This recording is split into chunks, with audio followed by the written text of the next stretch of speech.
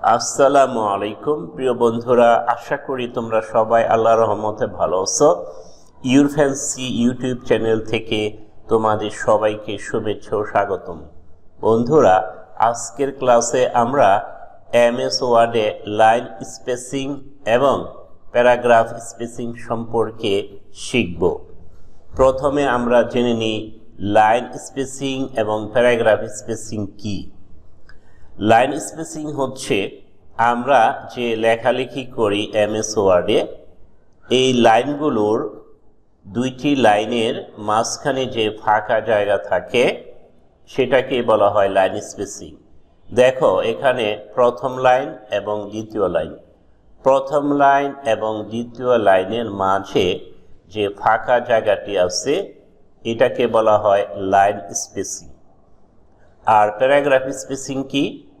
এই যে দেখো, একটা প্যারাগ্রাফ আর এই একটা প্যারাগ্রাফ, এই দুই প্যারাগ্রাফের মাঝখানে যে ফাঁকা জায়গাটা আছে এটাকে বলা হয় প্যারাগ্রাফ স্পেসিং।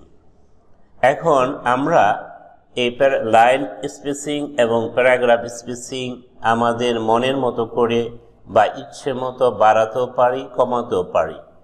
কিভাবে আমরা লাইন স্পেসিং এবং প্যারাগ্রাফ স্পেসিং বাড়াবো কমাবো সেটাই আজকের ক্লাসে আমরা শিখব। তো চলো শুরু করি।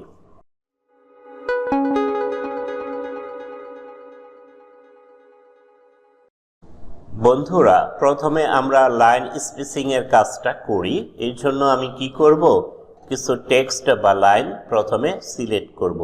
সিলেক্ট করার পর আমি হোম মেনুতে ক্লিক করব। হোম মেনুতে ক্লিক করার পর দেখো, প্যারাগ্রাফ সেকশনের এই জায়গাটা একটা অপশন আছে, এটার নাম হচ্ছে লাইন অ্যান্ড প্যারাগ্রাফ স্পেসিং। এখানে ক্লিক করব। এখানে ক্লিক করার পর দেখো কতগুলো অপশন আসলো, 1.0, 1.15, 1.5, 2.0, 2.5, 3.0। এগুলো হচ্ছে লাইন স্পেসিং বা লাইন স্পেসের পয়েন্ট। ডিফল্ট অবস্থায় বা স্বাভাবিক অবস্থায় আমাদের যে লাইন স্পেসিংটা আছে এটা হচ্ছে 1.08।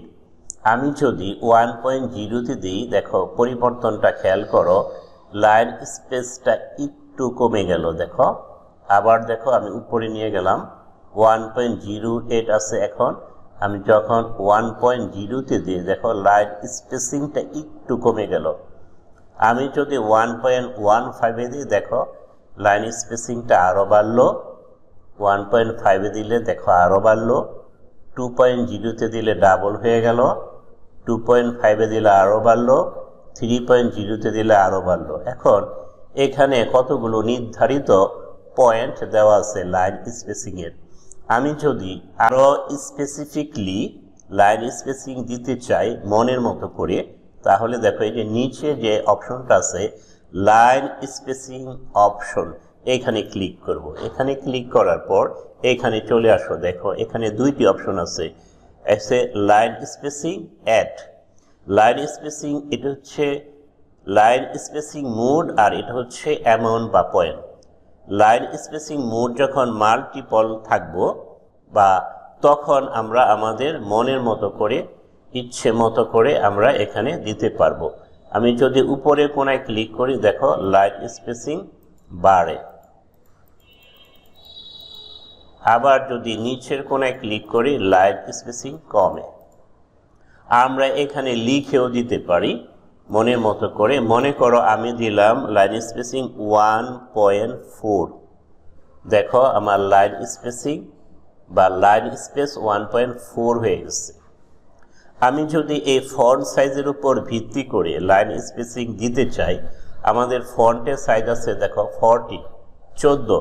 আমি যদি এই ফন্টের সাইজের উপর ভিত্তি করে লাইন স্পেসিং দিতে চাই তাহলে কি করব, দেখো আমি আবার এখানে গেলাম, তারপর আবার লাইন স্পেসিং অপশনে গিয়ে আমি মোডটা নেব এক্স্যাক্টলি মোড নিয়ে আমার ফন্ট সাইজ আছে 14, আমি এটাকে 16 করে দেই।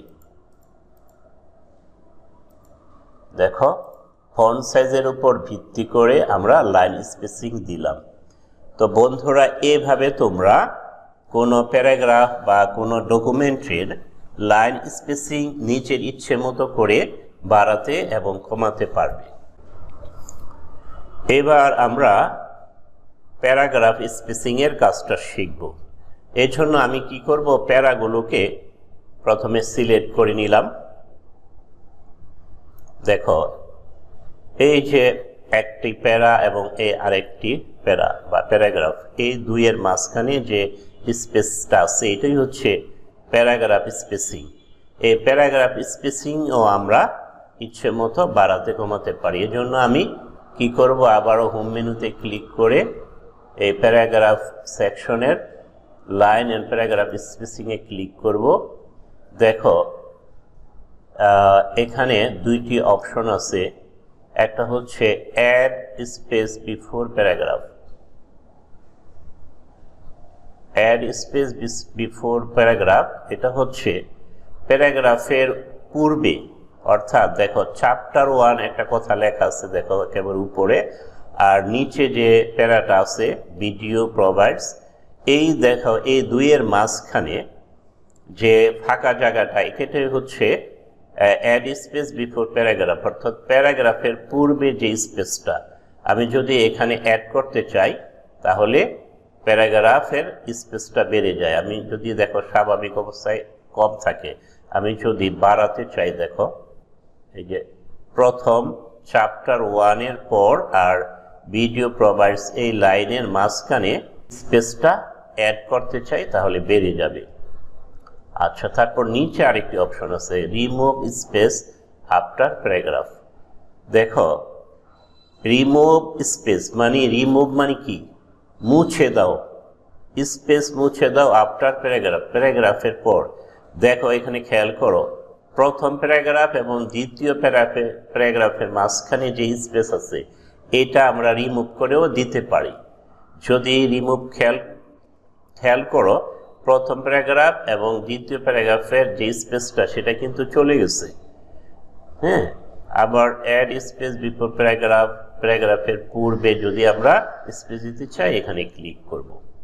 আচ্ছা, আমি যদি মনের মতো করে ইচ্ছে মতো করে যে প্যারাগ্রাফের স্পেস দিতে চাই তাহলে কি করব, আমি এগুলিকে সিলেক্ট করে নিলাম। তারপরে আবারও একই অবস্থা, আমি এইখানে লাইন স্পেসিং অপশনে ক্লিক করব। ক্লিক করার পর দেখো এখানে আফটার আছে। হ্যাঁ, আফটারে এখানে যদি আমি 10 দেই বা 15 দেই তাহলে পরিবর্তনটা খেয়াল করবা। 15 দেই, দেখো এই যে প্যারাগ্রাফের যে স্পেসটা, একটা প্যারা এবং আরেকটা প্যারাগ্রাফের যে স্পেসটা 15 হয়ে গেছে। দেখো,